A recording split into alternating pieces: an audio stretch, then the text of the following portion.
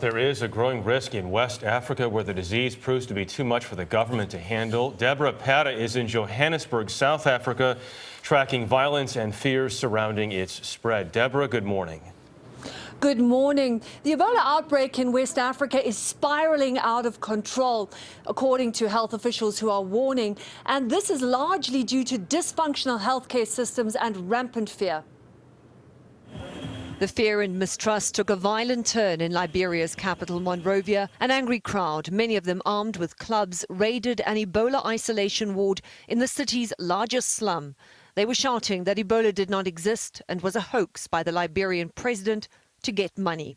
The mob looted the clinic, removing contaminated medical items and soiled bedding.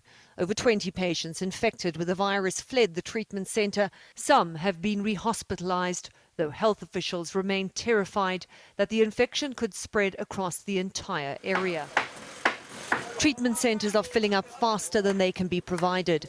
Doctors Without Borders is building 2 new isolation units in Monrovia, but emergency coordinator Linda Huram says this will not be enough. Because at this stage, the outbreak is totally out of control, and we need to come up with other strategies to cope with the situation.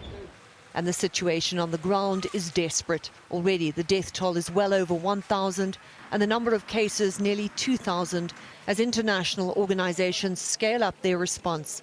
But even with the added help, health officials say the outbreak could continue for another 6 months.